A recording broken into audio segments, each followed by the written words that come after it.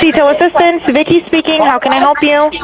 Hey, we're at the west tip of Horn, and our village pump stopped working. We're sinking. Can you all please come? We have a membership. All right, of course. How far is the work coming up, sir? 21 days. That's the clock a grieving mother just started on 5 of the largest technology companies on Earth. Not a lawsuit, not a press conference, a court order, filed quietly in a Mississippi courthouse, demanding that TikTok, Snapchat, WhatsApp, Meta, and a location tracking app called Life360 hand over everything they still hold about her son. Because here's the thing about a deleted message. Deleting it from a phone does not delete it from the company. It can sit on a server in another state long after it's gone from the screen. And Christine Wansley believes that somewhere in those servers is the answer to what happened to Nolan on that island. This week, she went and got a court to demand it. Here's the part that should stop you cold. Most of us were raised to believe that when you delete something, it's gone. That generation's instinct, you tear it up, you throw it out, it disappears. That instinct is now wrong. A message deleted off a phone can sit on a company's server in another state for months. Whoever left that island thinking something was erased may have been mistaken. And in 21 days, 5 companies have to answer for what they still hold. Tonight, what that could mean and why it's the most important move in this case in weeks. A word before we begin. This case involves the death of an 18-year-old, and some of what we discuss is heavy. Please take care of yourself while you watch. If you're new here, welcome. Subscribe, and tell us in the comments where you're watching from. We read them. And to everyone who's followed this case with us, thank you. Your comments and shares are the reason careful coverage reaches people before the rumors do. Let's start with what actually got filed, because the detail here matters more than the headline. On Tuesday, an attorney working with the family filed 5 separate subpoenas in the Chancery Court of Jackson County, Mississippi. Not in the criminal case. There isn't one yet. These were filed in the matter of the estate of Nolan Wells, and they went to 5 specific companies: TikTok, Snap, WhatsApp, Meta, and Life360. Now look at what those subpoenas actually demand, because this is not a casual request. According to reporting from outlets that reviewed the filings, they ask for essentially the entire digital footprint of Nolan's accounts. Every username, current and past, the account creation dates, the IP addresses used to log in, records of password resets and 2-factor authentication, every message, every group chat, every photo, every video, GPS and location data, friend lists, timestamps, and critically, the metadata. The data about the data. When something was created, from where, and by which device. Each company has 21 days to comply. So why would a family go after social media servers instead of waiting on the police? To understand that, you have to understand what the family says they found when they finally got Nolan's phone back. Here's the sequence. Nolan's phone was left behind on his friend's boat. His mother tracked it using Life360, the location app, and retrieved it.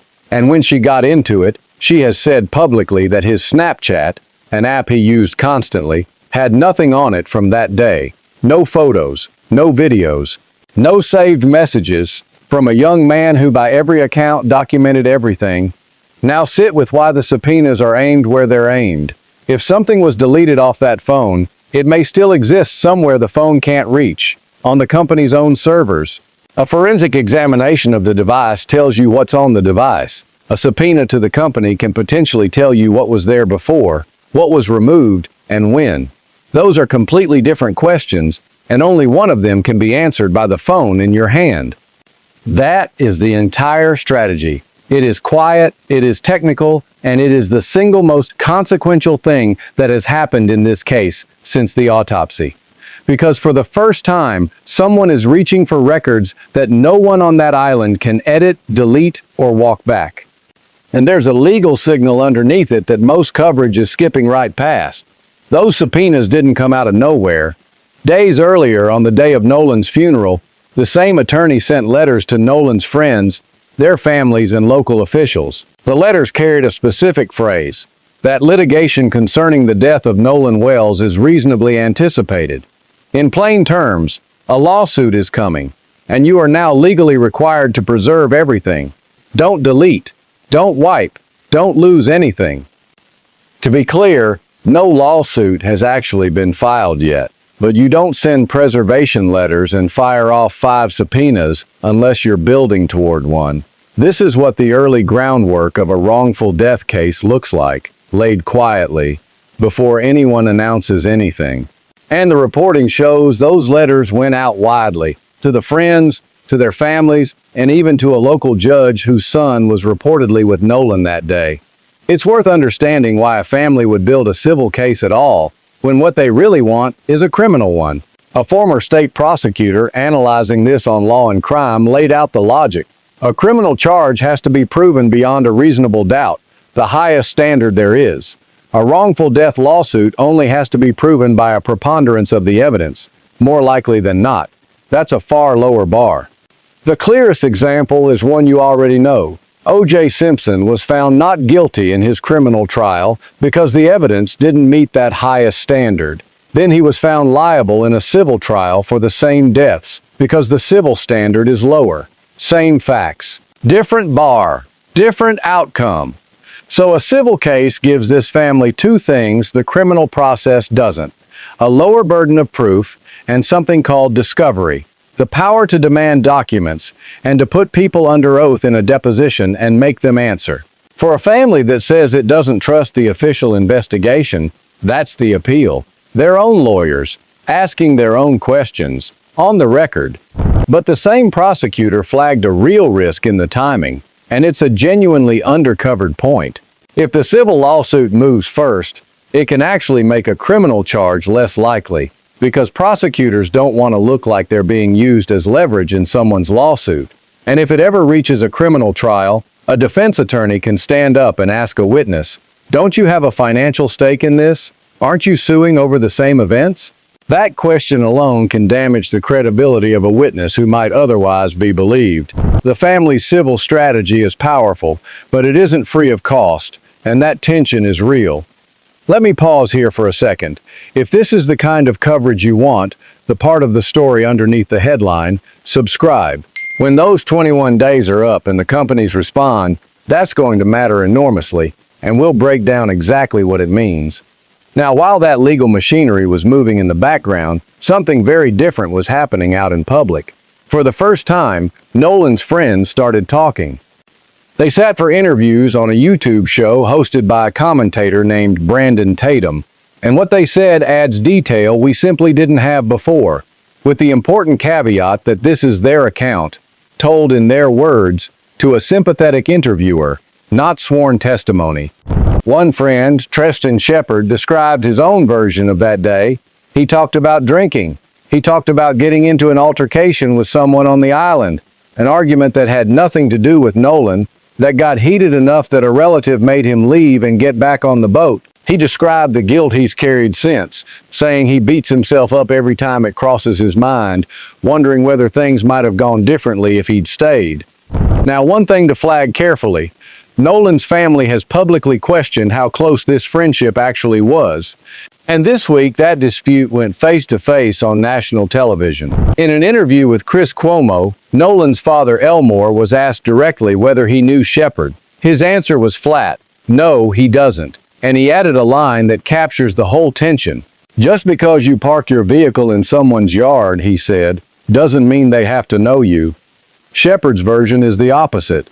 He says he and Nolan met in the 9th grade, that Nolan was his best friend, and that the family getting on television to say they didn't know him couldn't be further from the truth. He also pointed out that their friend group was mixed race, which cuts against the assumption that race was the driving factor in what happened. So who's right? We're not going to pretend we can resolve that from the outside. A parent may genuinely not know every friend their teenage son had. A friend may genuinely have been closer to Nolan than the family ever saw. Both can be true at once, and the gap between them is exactly the kind of thing that gets flattened into a headline. We're going to let it stay a dispute. because that's what it honestly is. Another friend, Warren Hudson, addressed the question that has hung over this entire case: the phone. He said flatly that no one touched Nolan's phone, that none of them knew his password, that they had no way to delete anything and no reason to. He described handing the phone off to a family friend, and he pushed back on the idea that leaving a phone behind was even strange, pointing out that people routinely leave their phones on the boat before getting in the saltwater. There's one more piece the family put on the record this week. In that same Cuomo interview, Ben Crump said Nolan's mother called his phone repeatedly the night he vanished, and no one answered. His framing was measured, that it simply raises a question, and answers are all the family wants. But it's a pointed one. If the phone was sitting with the friends, why did no one pick up? There are ordinary explanations: a phone on silent, a phone nobody thought to answer, a chaotic night. But it's another thread the family wants pulled. Here's how you hold all of it at once. The family points to an empty Snapchat and an unanswered phone and finds both deeply suspicious. The friends say nobody had the password, nobody touched it, and nothing was deleted. Those claims are in direct tension. And here's the important part. The subpoenas we just talked about are exactly what could resolve that tension. Not an argument between two sides. Records from a company that has no stake in the outcome. This is why that filing matters so much. It's aimed straight at the one question the friends and the family cannot settle between themselves. Both Shepard and Hudson, for what it's worth, denied having anything to do with Nolan's death. And their accounts line up with something else that surfaced this week. A separate video, published by that same show, appears to show the friends on the boat as it was being towed, and Nolan is not on it. That's consistent with what the friends have said from the beginning, that Nolan stayed on the island, and they left without him. It's also consistent with reporting that 2 witnesses told investigators they saw Nolan on the island after the boat had gone. I want to be careful here, because this is where people race ahead. That video, if accurate, suggests Nolan wasn't on the boat when it left. It does not tell you what happened to him afterward. It narrows the where. It does not answer the what. Those 2 witnesses who reportedly saw him later, their accounts, and who they are, may end up being some of the most important information in this entire case. And right now, that's still out of public view. Now to the piece of this story that went viral for all the wrong reasons, and that has now been formally taken apart. For days, a piece of audio circulated online. It came from a distress call made from the boat on July 4th, around 4 in the afternoon, when the boat's bilge pump failed and it started taking on water. The call itself is real, and officials released it. On it, you can hear the confusion, the panic, a caller struggling to answer basic questions while the boat is going down. But then an enhanced version appeared, and people online became convinced they could hear something chilling underneath the noise.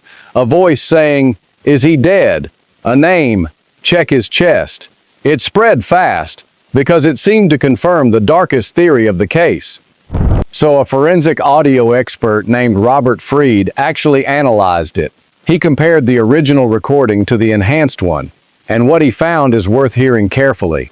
The enhanced version was longer than the original, about 20 seconds longer, with a different digital fingerprint entirely. When he ran transcriptions of both, distorted as they were, he found nothing resembling those phrases, nothing close.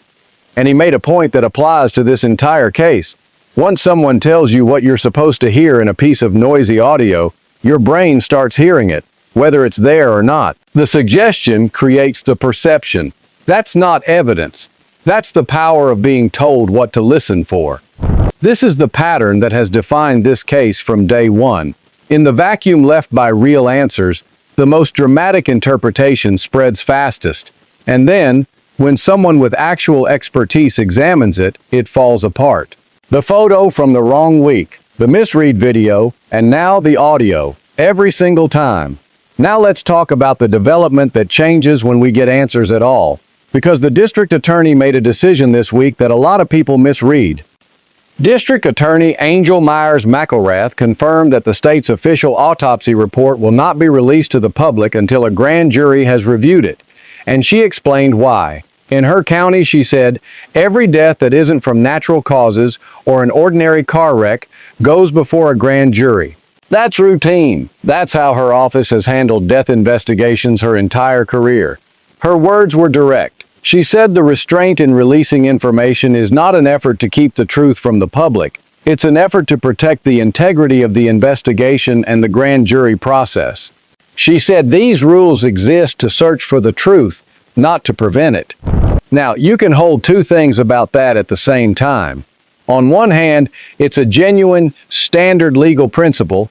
You don't want evidence contaminating potential witnesses or jurors before they ever reach the room. On the other hand, this is a family that has said from the very beginning that it does not trust the official process. So a decision to withhold the autopsy, however routine, lands very differently for them than it would for anyone else. Both of those things are true, and they're going to sit in tension until that grand jury actually convenes. And when will that be? We don't know. No date has been set. No date has even been hinted at publicly, which means the single most important document in this case, the state's own autopsy, is now locked behind a proceeding with no scheduled start.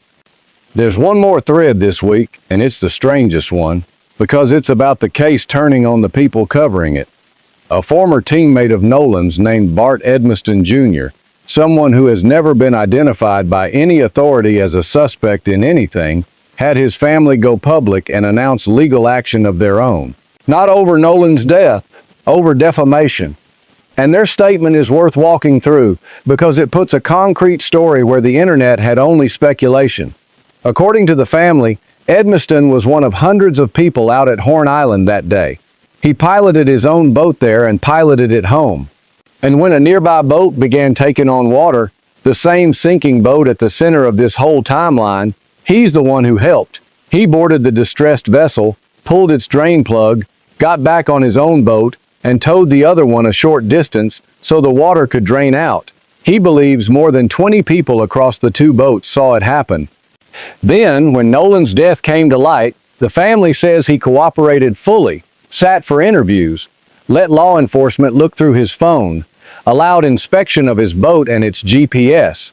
He even compiled a list of potential witnesses for investigators, and through all of it they stress he was never named a suspect by anyone official.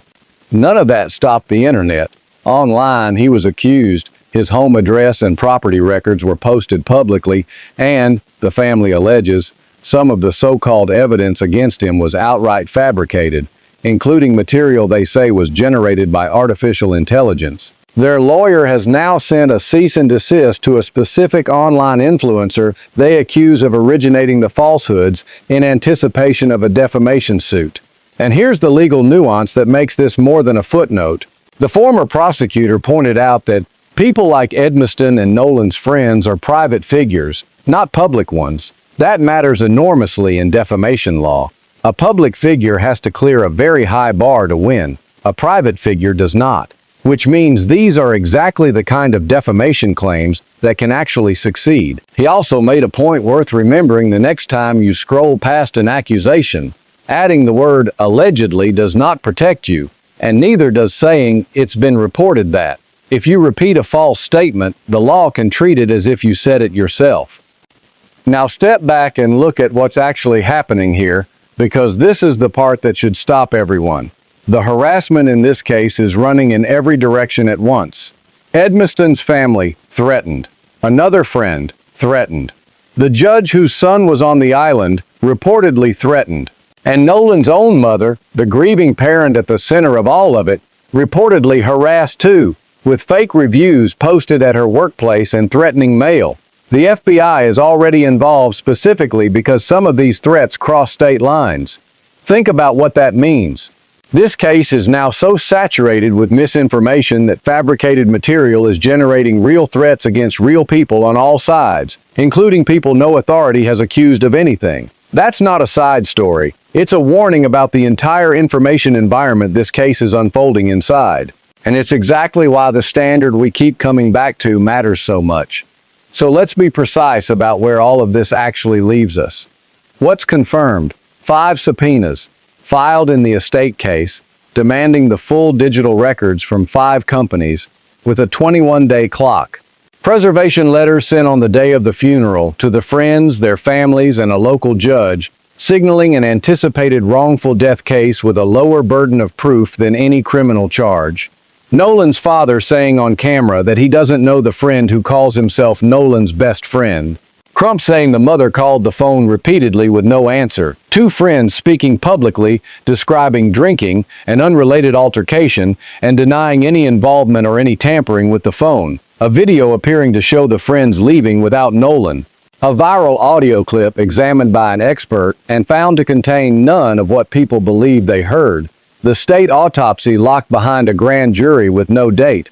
And a former teammate, never named a suspect, fighting back with a defamation action amid threats now aimed at nearly everyone connected to this case. What remains unknown, what those company records will actually show, whether anything was truly deleted, and by whom, what happened to Nolan in the hours after that boat left, who those 2 witnesses are and what they saw, and what the state's sealed autopsy and toxicology will eventually reveal. Here's the honest shape of it. This was the week the family stopped waiting on the official process and started building their own. Quietly, legally, and with subpoenas aimed at records nobody on that island can touch. It was also the week the loudest online theory got dismantled by an actual expert, and the week we were reminded that this case now has a misinformation problem serious enough to put innocent people in danger. None of it is the answer. But the subpoenas in particular are the first move in weeks that could actually produce one, because they're pointed at evidence that can't be edited after the fact. Nolan Wells was 18 years old. He was days from a college football season he'd worked years to reach. Nearly a month after he disappeared, his family isn't just asking questions anymore. They're using the law to demand the records that might finally answer them. We'll stay on this. The 21-day deadline on those companies, whether a lawsuit actually gets filed, the state autopsy and toxicology, whenever the grand jury finally meets, and whatever those company servers turn out to be holding. The moment there's something verified to tell you, you'll hear it here, and not a moment before. Before you go, of everything now in motion, the subpoenaed records, the sealed state autopsy, or those 2 unnamed witnesses, which one do you think finally breaks this case open? Tell us in the comments. We read every one. And if you'd rather have the verified version of this story than the viral one, subscribe and turn on notifications. Anyone can enhance an audio clip and tell you what to hear. We'd rather wait for the expert, the record, and the document.